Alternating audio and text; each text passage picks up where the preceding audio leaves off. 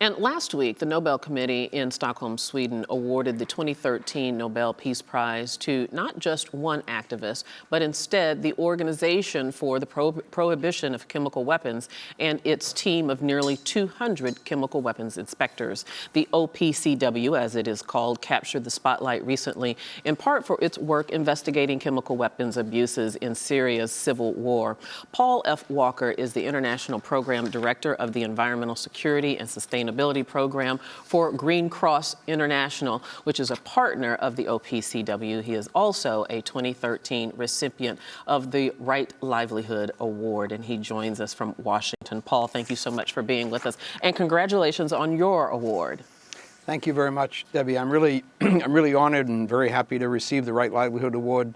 I'm one of 4 laureates this year, and really delighted to see that the OPCW has gotten the Nobel Peace Prize. So it comes together within a week of each other, and I think at the right time, really, given that we're facing the whole issue of Syria and chemical weapons today. Well, that was going to be my first question. How did you feel about the OPCW getting this award? And so since you've already told us that, tell me, what difference do you think that the OPCW receiving this Nobel Peace Award might make in the campaign of ridding the world of chemical weapons? I think first of all, it will raise public awareness of the OPCW itself. I mean, up until probably this year, when I mentioned OPCW in presentations, people would say essentially, OPC what? You know, what's this organization? Even entering in through customs and passport control in Amsterdam, in the Netherlands, where it's located in The Hague in the Netherlands. Customs officials would say to me, OPC what? What's that? So people have really been unaware of it, and it's been an enormously important organization. It rivals in I think, number of countries involved, the Non-Proliferation Treaty and the United Nations. 190 countries are members now. 190 countries have agreed to totally give up chemical weapons altogether. We have just 6 countries remaining. Syria was the 7th, and now that Syria has joined and acceded just a month ago, it's really it's a very global multilateral organization, and has worked really behind the scenes for almost 20 years now in removing, safely destroying, eliminating enormous chemical weapon stockpiles, probably 10 million weapons so far it's destroyed. So it's had enormous impact on global security and safety and well-being for everybody. And speaking of those 6 countries, and if I have them correctly, the last time you were with us, you told us about this. That would include North Korea, Myanmar, Israel, Egypt, Angola, and South Sudan. 2 that are of particular interest to us would be Israel and Egypt, I think. Might this award make any difference in encouraging any of them or any one of them in signing and ratifying their participation in this convention? I think it will, Debbie. I mean, we've worked very hard over the last 15 years to bring in countries, relatively small countries like Bermuda, for example, which only joined a couple of years ago.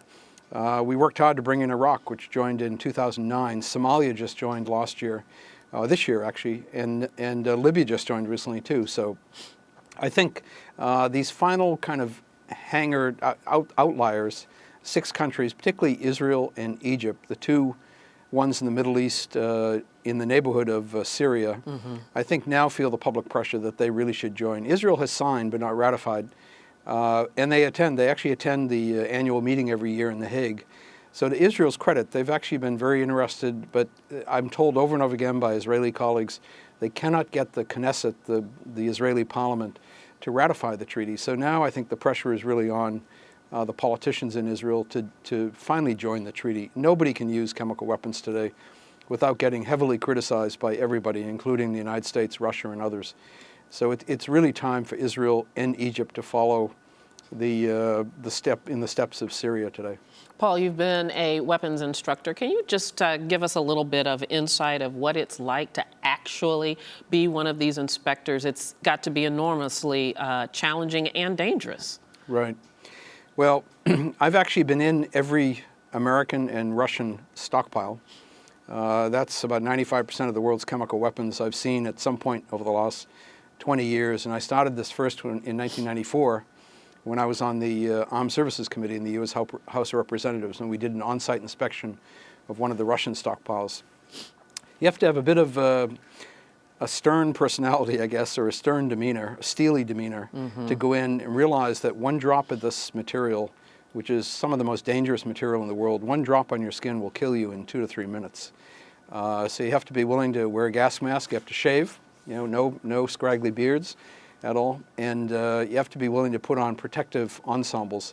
The inspectors at the OPCW really deserve enormous credit because they've been on every single stockpile. They live there 24/7 to verify and oversee and account for the destruction of weapons, make sure that no agent, no weapons are lost someplace or stolen or disappear.